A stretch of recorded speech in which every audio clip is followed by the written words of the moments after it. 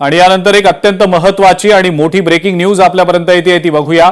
भाजप आणि शिवसेना एकत्रितपणे आपल्या गटाची नोंदणी करणार आहेत की काय अशी जोरदार चर्चा सध्या सुरू आहे आणि या एकत्रित गट नोंदणीचा महायुतीला फायदा देखील होणार आहे। स्वीकृत नगरसेवक आणि स्थायी समिती सदस्य संख्या यामुळे बदलू शकते अशी खात्रीलायक सूत्रांकडून लोकशाही मराठीला माहिती मिळालेली आहे। मुख्यमंत्री देवेंद्र फडणवीस यांच्या सोबत झालेल्या चर्चेनंतर शिवसेनेनं एकत्रितपणे गट नोंदणी करण्याचा निर्णय घेतल्याची माहिती सूत्रांकडून मिळतेय। चेतन ननावरे आपले प्रतिनिधी या संदर्भातली अधिक माहिती आपल्याला देत आहेत। चेतन, काय नेमकी माहिती आहे? निश्चितच अजिंक्य, आज एकंदरीत शिवसेनेचे जे मुंबईतील नगरसेवक आहेत त्यांच्याकडून गटनोंदणी केली जाणार होती। मात्र काल एकंदरीत संध्याकाळी हा निर्णय घेतला असला तरी काल रात्री मुख्यमंत्र्यांसोबत एकनाथ शिंदे यांची चर्चा झालेली होती आणि भाजपचे सध्या असलेले नगरसेवक आणि शिवसेनेचे नगरसेवकांची संख्या पाहिली तर एकत्रितपणे गटनोंदणी केल्यास एक अधिकचा स्वीकृत नगरसेवकाची संख्या आहे ती पदरात पडू शकते। याशिवाय स्थायी समितीची जी सदस्य संख्या आहे ती देखील एकने वाढण्याची शक्यता वर्तवली जात होती। हा जो पर्सेंटाइल फॉर्म्युला आहे यावरती विशेष करून फडणवीसांचा चांगला अभ्यास आहे आणि त्याच्याच आधारे त्यांनी एकंदरीत एकत्रित गटनोंदणी केल्यास त्याचा फायदा युतीला होईल अशी शक्यता वर्तवलेली होती आणि म्हणूनच आज होणारी शिवसेनेची गटनोंदणी रद्द करण्यात आली। उद्या भाजप आणि शिवसेनेचे नगरसेवक एकत्रितपणे गटनोंदणी करतील, ज्यामुळे जो पर्सेंटाइजचा मुद्दा आहे तो निकाली लागेल आणि एक स्वीकृत नगरसेवकाची जी अधिकची संख्या आहे ती युतीला मिळेल। त्यामुळे आता हा एक अधिकचा स्वीकृत नगरसेवक शिवसेनेला मिळणार की भाजपला हे आज सायंकाळी होणाऱ्या वर्षा या निवासस्थानी होणाऱ्या बैठकीत स्पष्ट होईल।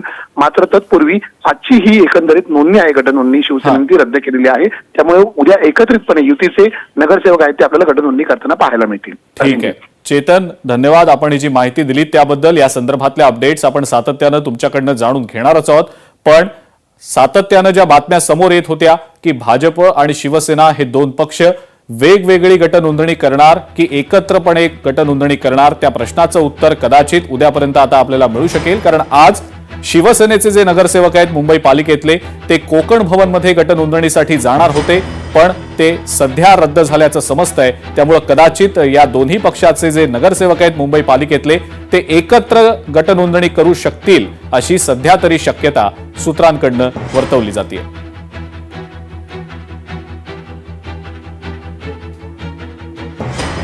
भाजप आणि शिवसेना हे दोन पक्ष एकत्रितपणे गट नोंदणी करणार असल्याचं आता समजतंय।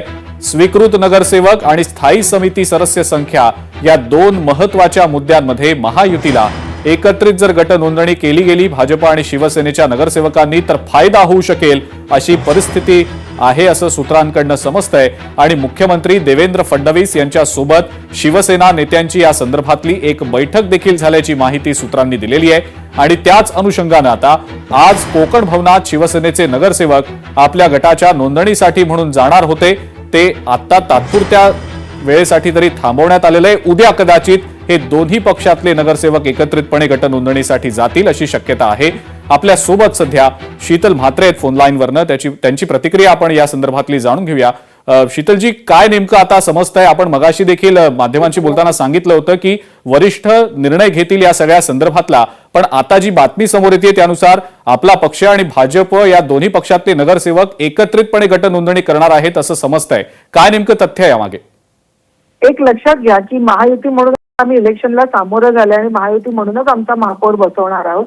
त्याच्यामुळे आम्ही कशा पद्धतीने गट नोंदणी करणार आहोत हे माननीय मुख्यमंत्री आणि त्याचप्रमाणे आमचे पक्षाचे मुख्य नेते एकनाथ शिंदे साहेब हे दोघं जण मिळून ठरवतील आणि उद्या किंवा परवा आम्ही कोकण भवनला जाऊन आम्ही आमच्या पक्षाची महायुती म्हणून गट नोंदणी करणार आहोत। बरं, पण शीतलजी, जो फायदा होणार आहे महायुतीला आणि दोन तुमच्या पक्षांना एकत्रितपणे नगरसेवकांची गट नोंदणी केल्यावर स्वीकृत नगरसेवकांच्या बाबतीत किंवा स्थायी समितीच्या सदस्य संख्येच्या बाबतीत, त्या अनुषंगाने हा निर्णय घेतला गेलाय की यामागे आणखी काही वेगळी कारणं असू शकतात असं आपल्याला वाटतंय? की महायुती म्हणूनच आम्ही इलेक्शनला सामोरे गेले, महायुती म्हणून आम्हाला मॅन्डेट मिळालेलं आहे, त्याच्यामुळे महायुती म्हणून जर एकत्रित गट स्थापन केला तर मला वाटतं याच्यामध्ये चुकीचं काहीच नाहीये। ठीक आहे शीतलजी, खूप खूप धन्यवाद। आपण लोकशाही मराठीशी बोललात, प्रतिक्रिया दिलीत त्याबद्दल। शीतल म्हात्रे होते आपल्यासोबत फोन लाईनवरनं आणि त्यांनी या संदर्भातली प्रतिक्रिया दिलेली आहे। महायुती म्हणूनच आम्ही एकत्र निवडणुकीला सामोरं गेलेलो होतो, त्यामुळे उद्या जर अशी एकत्र गट नोंदणी झाली तर त्यात काही गैर नाही असं त्यांचं म्हणणं आहे। पण अत्यंत महत्त्वाची ही घडामोड आहे। मुंबई महानगरपालिका निवडणुकीमध्ये भाजप आणि शिवसेना हे दोन पक्ष महायुतीमध्ये लढलेले होते। आणि आता हे दोन्ही पक्षातले जे निवडून आलेले नगरसेवक आहेत ते एकत्रितपणे गट नोंदणी करणार असल्याचं समजतंय. सूत्रांनी तशी माहिती दिलेली आहे आणि याचा थेट फायदा स्वीकृत नगरसेवक संख्या आणि स्थायी समिती सदस्य संख्या वाढण्यामध्ये महायुतीला होऊ शकतो असं समजतं आहे.